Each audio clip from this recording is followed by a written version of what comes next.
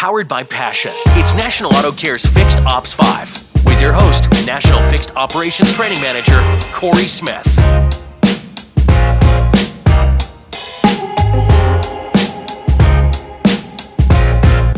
Welcome to Fixed Ops 5. I'm your host, Corey Smith, National Fixed Operations Training Manager with National Auto Care. Today, I'm being joined by a very unique guest, Joe Shaker, CEO and founder of TruVideo and owner of Shaker Auto Group. Joe, welcome to Fixed Ops 5. It's great to be here. Thanks for having me. Oh, I'm so excited about this topic, which we're really going to dive into how to build trust both internally and externally with your people that you work at the dealership and your customers. But before we get into that episode, Joe, could you take a minute and tell the audience what got you to this point in your life and what do you do? Yeah. So my benchmark is, I'm a car dealer. I became a dealer 30 years ago. In my early 20s, I was approved as a dealer. And that's what I've been doing most of my life. I've always dabbled in technology, invested in technology, and started a company called TruVideo after I just saw some video executions, and I just said, I need to find out what my customers think. And I went and I asked, grab some repair orders. I always go to the customer when I want answers. And I just started looking at the repair orders, and I saw a bunch of them over $1,000, and I started calling customers from different stores. And it was a really good experience because every single customer was positive. They were like, "Oh, we love you guys. We bought 3 cars, 2 cars." 70% of them knew the advisor by name. And I was like, wow, this is really going good. I mean, they've done a great job at, building rapport and doing all those things that we talk about when we train and when you're doing training. And it was great. And when the call was about to end, I thanked the customer. And then I said, I have one last question. I guess they would call that the Columbo. I did the Columbo on them, right? Yeah. Hey, I got one last question. Yeah, the detective move. Did you ever have any doubts? I mean, you spent over $1,500. Did you ever have any doubts? And every single one of my best customers said, hey, you're always going to have doubts, right? And I was like, wow, that kind of stuck with me and changed everything for me, because I felt that if my best customers like this, that gave me these rave reviews, had doubts, what about everybody else? And really that was the moment that changed everything. And it's just one of those things where it's like a relationship. Who wants a relationship where you constantly have doubts about the other person in the relationship? It'll never be great. And I thought there was a need to connect great dealerships with their best customers. And then everybody else would fall in line and we build more customers and solve more problems. And that's in fact what ended up happening. So that's how you got TruVideo really started off the ground. It came from that little inspiration right there. Yeah, it was just, I always say, and my friends or anybody in any businesses that you're friends with, you always ask, like, how did they figure things out? And you always find out when you go to the customer and when you actually listen. So that was huge for me. And I happen to have a friend who was a technologist who sold his 2 previous technology companies, and I had invested in stuff with him. And I asked him if he wanted to help. And fortunately for me, I mean, I had that resource because I had the sales, the marketing experience, the dealership experience. And then I had him, which would help with the technology.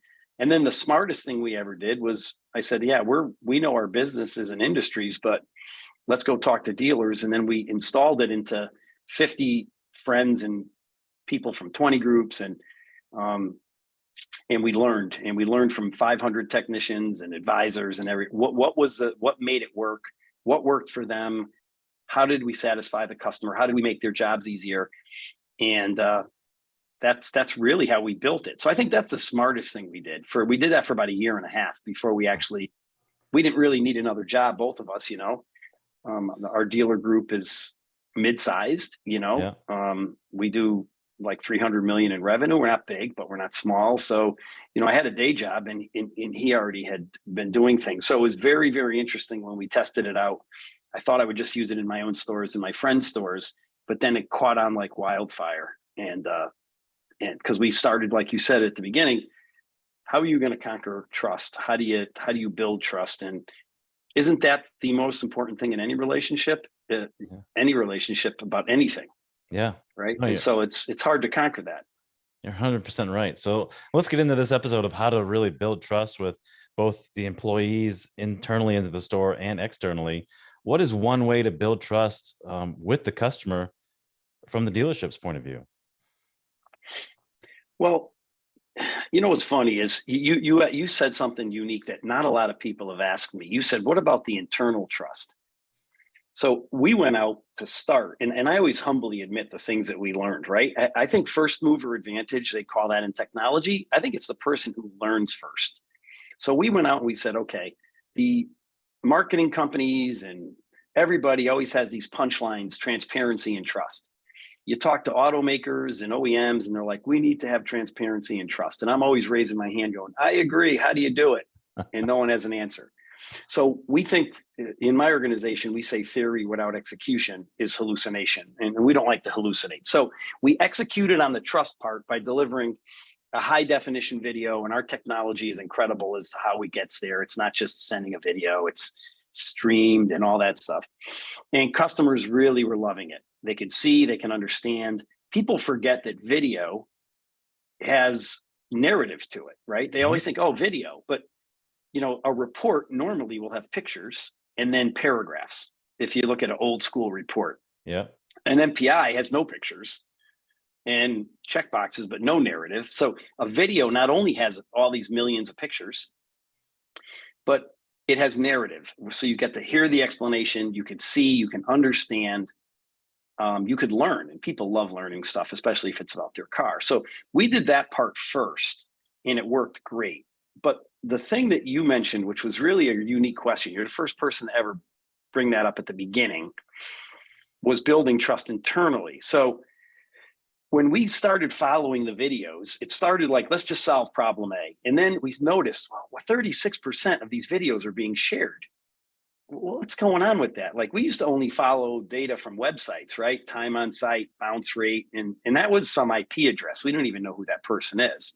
Right. We started to see data in interactions and engagements with people that we know, and not looking to buy a car or looking to service, buying a car or servicing. And so when we saw the shares, we were like, what's up with that? So again, what do? We go down to the customer and we say, hey, what's going on with this? And what we realized, and I'm glad you brought it up because this was the crazy part, we realized that technicians were making like 6 recommendations and advisors were watering them down.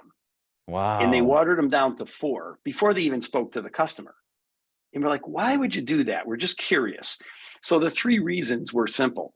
The first reason was it was going to be a really big number, and they were afraid to sticker shock the customer. And they might have been nervous or thinking with their wallet, not the customers. Yeah. And that's a natural feeling when you're going to tell someone $2,800, and they need it all, but they're so shocked, and it's so, I could see how people were hesitant there. The second one is they thought the tech might be overselling. And we said, wow, this is the point where you were making. We initially thought that we were going to build trust with the customers and didn't really realize, and I humbly admit it, that the advisor was cutting back because they felt the tech was overselling. Really? So we were like, wow, there's you actually don't trust your technician. So and then the last reason they cut back the lines on the repair order from the MPI was they were new to the business, and they really didn't understand the repair and feared that they couldn't articulate it correctly. Either way, the 6 recommendations went to 4.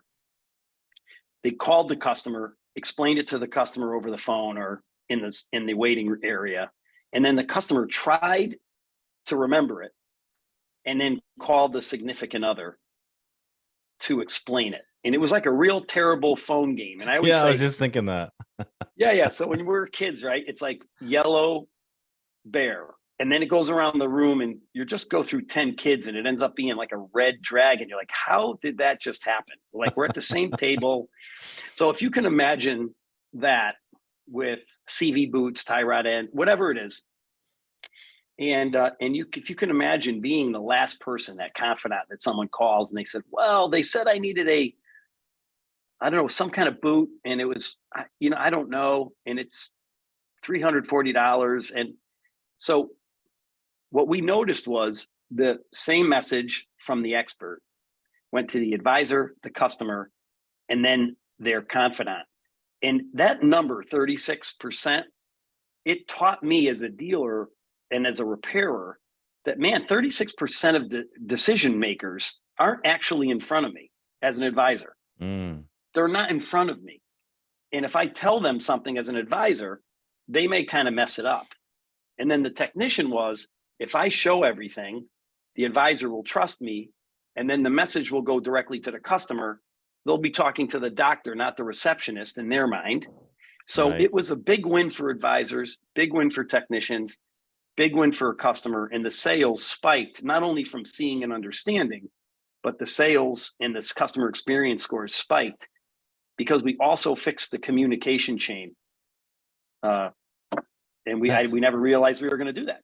That's amazing. So, as you walk through that step, and I was an advisor for a long time, I had those same issues where a tech would give me a recommendation, and it seemed like it was on every vehicle that he wanted to do sway bar links. It was sway bar bushings or sway bar links, something like that. And I didn't trust him. And you're 100% right. I did that because there wasn't any trust. But just think, if I had a video to kind of watch and understand that the customer's watching, that you're getting it right from the doctor, yeah, it's gonna spike. It's gonna happen. I'm gonna learn something new that I wouldn't have learned or retained because I was stressed out in the moment trying to figure out, I got to get back to this customer really quick. What is this widget, right? I tell them what the widget is in my own words, and then they go to tell their significant other in their own words, and all of a sudden it's a red dragon. Yeah, it's I got to tell you, it's so funny, all the stuff that I learned. And that's, I think, the most exciting thing, or the different things that I've learned. The other thing is I had a friend tell me they brought a car into a dealer in a state, I forget what state they were in, and they said they needed brakes, and they just had done the brakes, and they took it back to the place where they did it, and they go, look, here's all your brakes, you don't need brakes. And I was like, man, I felt for that dealer, that service provider, that independent, whoever it was, because they had a rogue technician who just wanted to do brakes, recommended it for everybody. The advisors aren't going back and double checking them. With video, we get rid of all that nonsense as well. And that's another big benefit that I didn't realize when we started. No one's going to be trying to sell a brake job that doesn't need to be sold, right? So the quality controls also improve in addition to the communication, because it is what it is. And people are taking so much of the recommendations now that they don't need to cheat. They don't need to do whatever they were doing in the past. And if there is a rogue technician or someone who's basically stealing or trying to steal in your organization, you vet them out immediately. And we all have reputations, right? It takes forever to build a great reputation and 1 second to blow it up. No, you're 100% right. And so the video is really the bigger picture here that builds trust both with your internal employees and your customers all at the same time. So if you step through this process with TruVideo, it's a game changer. 100% game. Yeah, you should see the numbers. We did a test with an OEM that's an import. So this import doesn't have the same issues that I would have at my Ford dealership. It doesn't have the same issues I'd have with, my CDJR dealership. It's imports. It's really a lot more maintenance at this specific brand. And we did a 1.1 million repair order study with the OEM, and we compared customer pay repair orders with video versus without video. Now that's a big sample size, 1.1 million. That's a huge sample size. Yeah. It's not like we tested 1,000 ROs. I always laugh when people send me this. Our test amongst 100 people, and you're like, 100 people? Which 100 people? It's like, what's that game with Steve Harvey there? Family Feud. Who asks those questions, right? Right. So it's kind of funny. So the RO, the difference between ROs was a $55 increase if you did a video versus without. The net promoter score, listen to this one.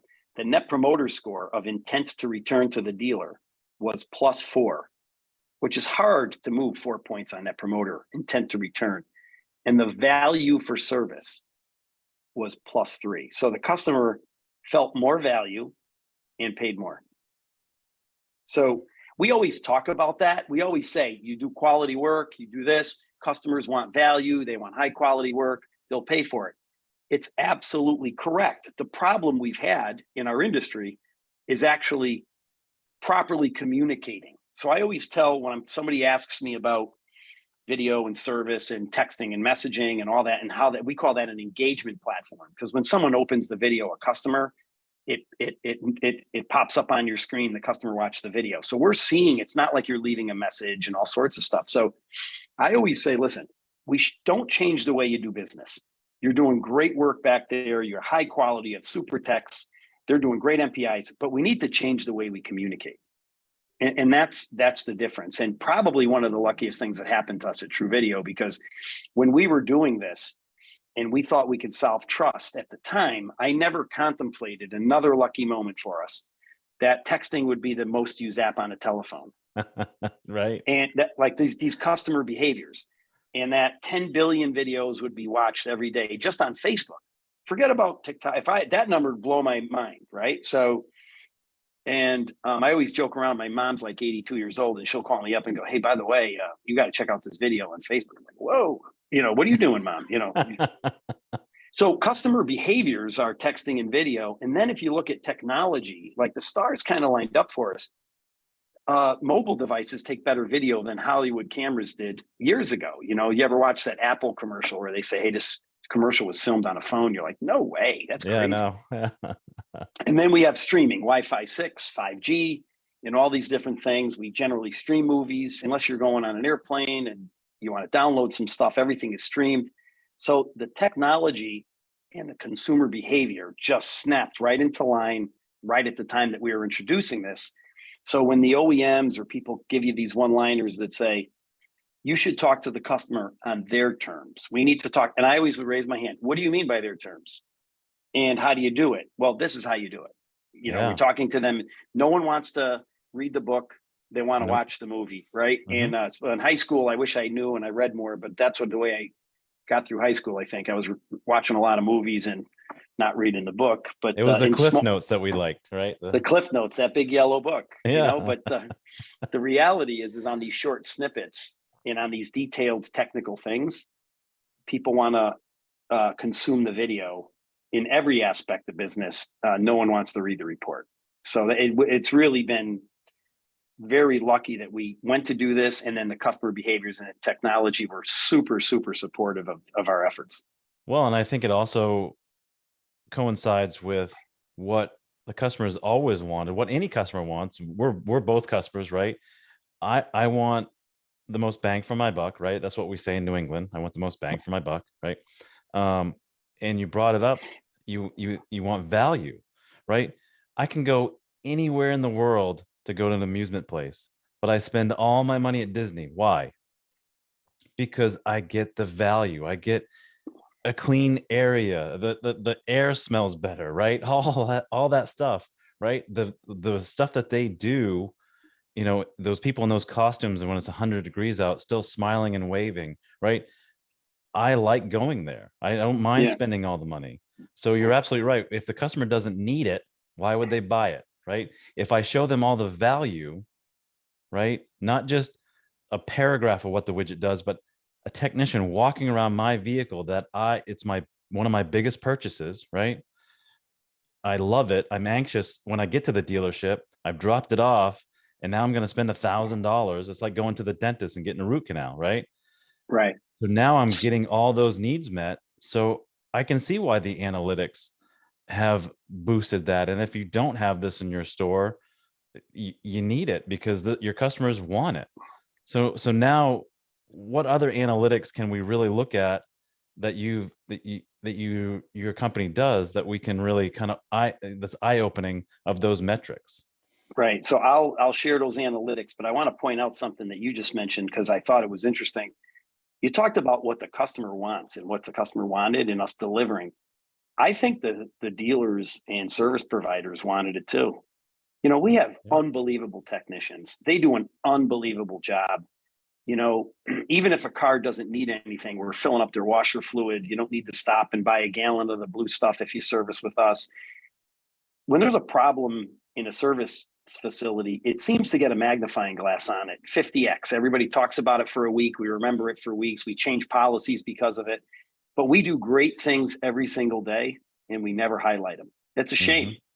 When someone compares an oil change, we call them services. We don't want to say oil change in our organization and dealerships.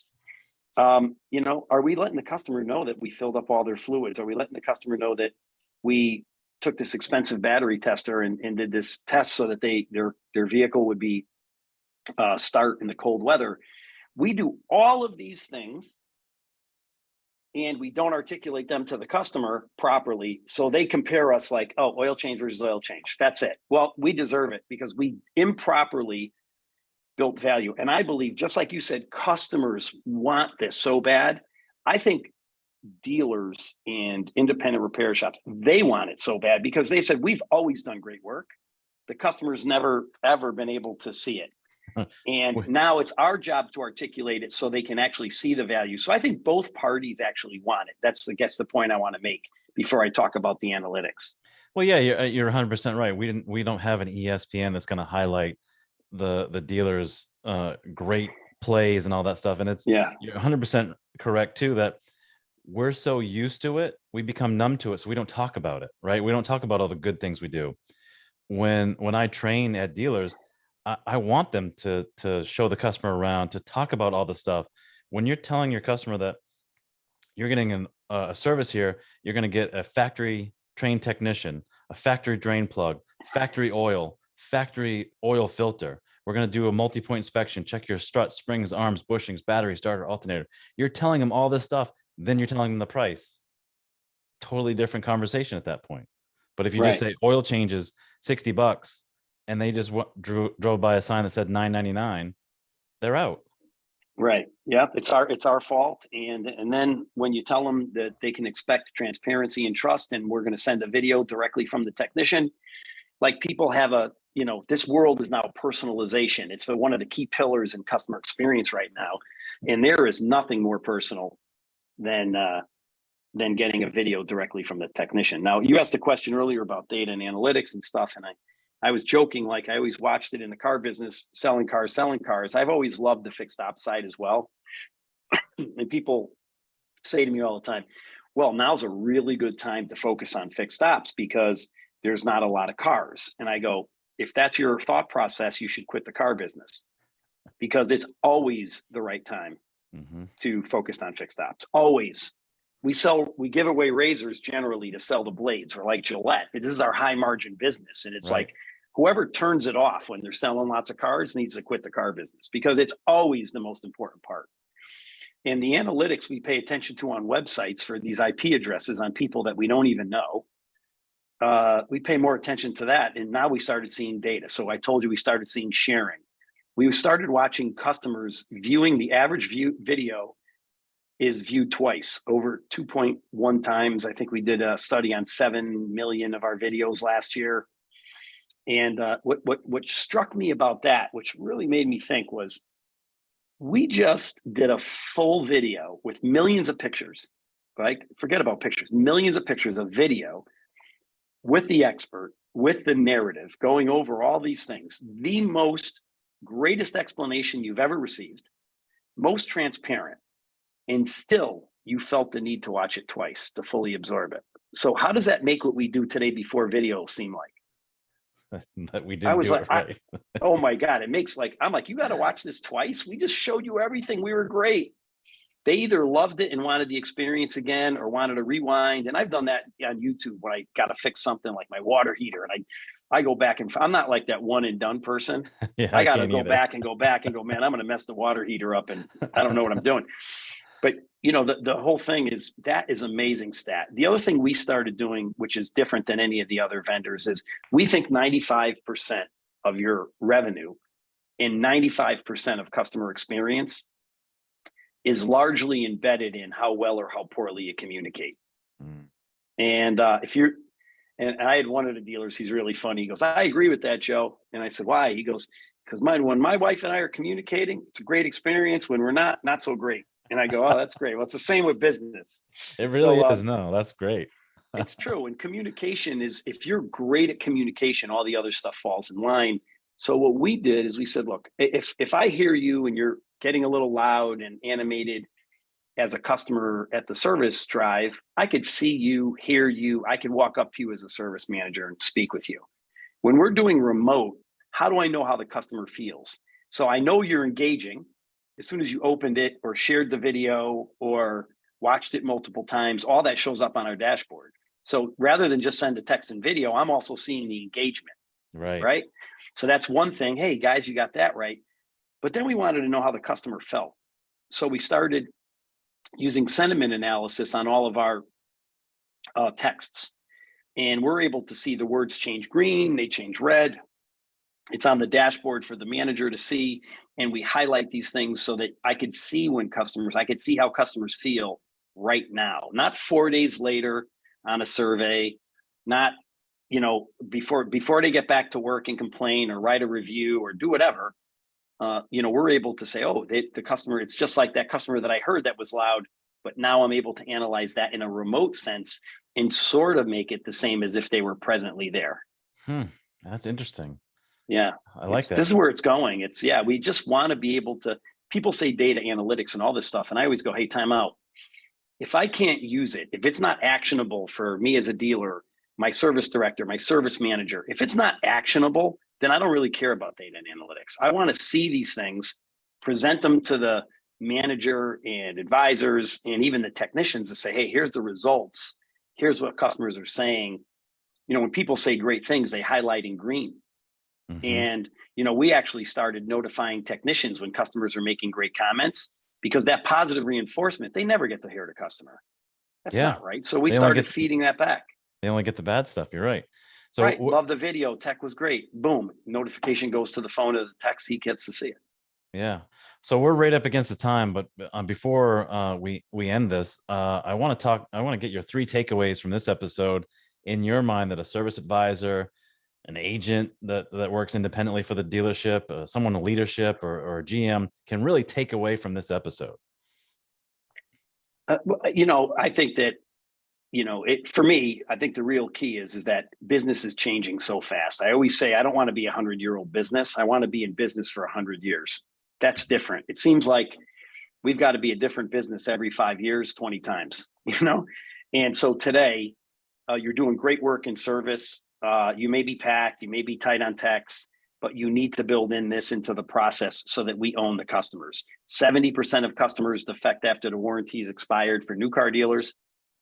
MPIs, we started, 70% of customers still defect. So the MPI hasn't worked in terms of external communication. It's a great internal document.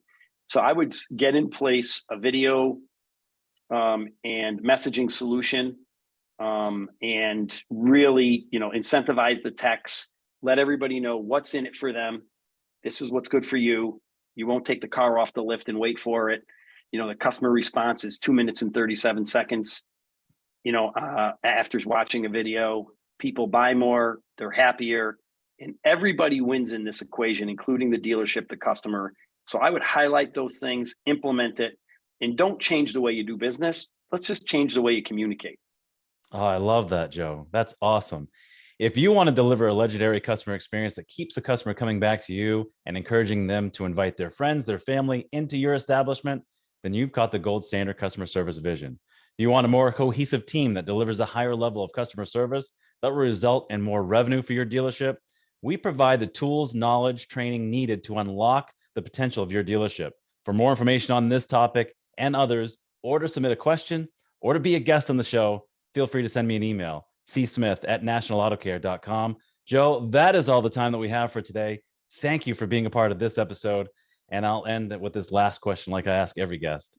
Will you please come back? Yeah, absolutely. I love talking the auto business. So yeah, and you're knee deep in it. So anytime we can talk about it on and off the show. That sounds great, Joe. Have a great day. Thank you. Thank you for watching and listening to National Auto Care's Fixed Ops 5 with Corey Smith, powered by Passion. Be sure to watch and listen to the next episode on the 5th and 20th of every month.